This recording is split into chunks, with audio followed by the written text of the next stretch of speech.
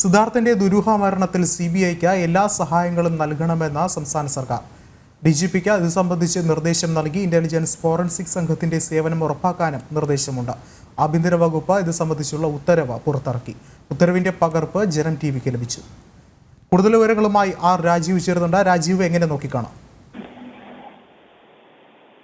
വിഷ്ണു, വളരെ നിർണായകമായ ഒരു നീക്കം തന്നെയാണ് ഇപ്പോൾ സംസ്ഥാന സർക്കാരിന്റെ ഭാഗത്ത് നിന്ന് ഉണ്ടായത്. നേരത്തെ ഈ അന്വേഷണം മനഃപൂർവ്വം വൈകിപ്പിക്കാനുള്ള ശ്രമം സംസ്ഥാന സർക്കാരിന്റെ ഭാഗത്ത് നിന്ന് ഉണ്ടായതിന്റെ തെളിവുകൾ പുറത്തേക്ക് വന്നിരുന്നു. പ്രധാനമായി വിജ്ഞാപനം പുറത്തിറക്കിയതിനു ശേഷം യാതൊരു തരത്തിലുള്ള നടപടിക്രമങ്ങളും ആഭ്യന്തര വകുപ്പിന്റെ ഭാഗത്തു നിന്നോ മുഖ്യമന്ത്രിയുടെ ഓഫീസ് കേന്ദ്രീകരിച്ചോ നടന്നിരുന്നില്ല.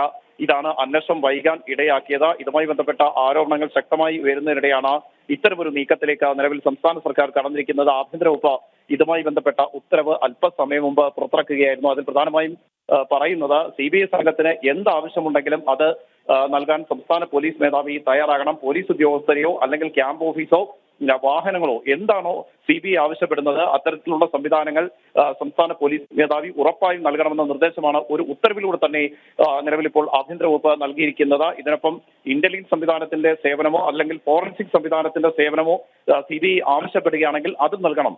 എത്രയും വേഗം അന്വേഷണം പൂർത്തിയാക്കാൻ ആവശ്യമായ എല്ലാ സംവിധാനങ്ങളും CBIക്ക് നൽകാനുള്ള നിർദ്ദേശമാണ് ഒരു ഉത്തരവിലൂടെ തന്നെ ആഭ്യന്തര വകുപ്പ് നൽകിയിരിക്കുന്നത്. നമുക്കറിയാം, വലിയ നാണക്കേട് സംസ്ഥാന സർക്കാരിനും അതുപോലെ തന്നെ സംസ്ഥാന പോലീസിനും ഈ വിഷയം ഉണ്ടാക്കിയിരുന്നു.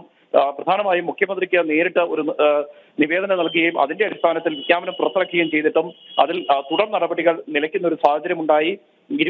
കഴിഞ്ഞ മാസം 26-ന് പ്രതിഷേധങ്ങൾ ശക്തമായപ്പോൾ മാത്രമാണ് ഇതുമായി ബന്ധപ്പെട്ട് തുടർ നടപടികളിലേക്ക് ആഭ്യന്തര വകുപ്പ് കടന്നത്. ഇതിനെ തുടർന്ന് 3 ഉദ്യോഗസ്ഥരെ സസ്പെൻഡ് ചെയ്തിരുന്നു. എന്നാൽ വീഴ്ച സംഭവിച്ചത് സംസ്ഥാന പോലീസ് മേധാവിക്ക് തന്നെയാണ് എന്നതിന്റെ കൂടുതൽ തെളിവുകൾ പുറത്തു വന്നത് സർക്കാരിനെ വലിയ രീതിയിൽ പ്രതിരോധത്തിലാക്കിയിരുന്നു. ഈ ഒരു പശ്ചാത്തലത്തിൽ കൂടിയാണ് ആഭ്യന്തര വകുപ്പ് നേരിട്ട് ഇത്തരമൊരു ഉത്തരവ് തന്നെ പുറത്തിറക്കിയിരിക്കുന്നത്. വിഷ്ണു, വ്യക്തമാണ്. രാജീവാണ് വിശദമായ റിപ്പോർട്ടുകൾ പങ്കുവച്ചത്.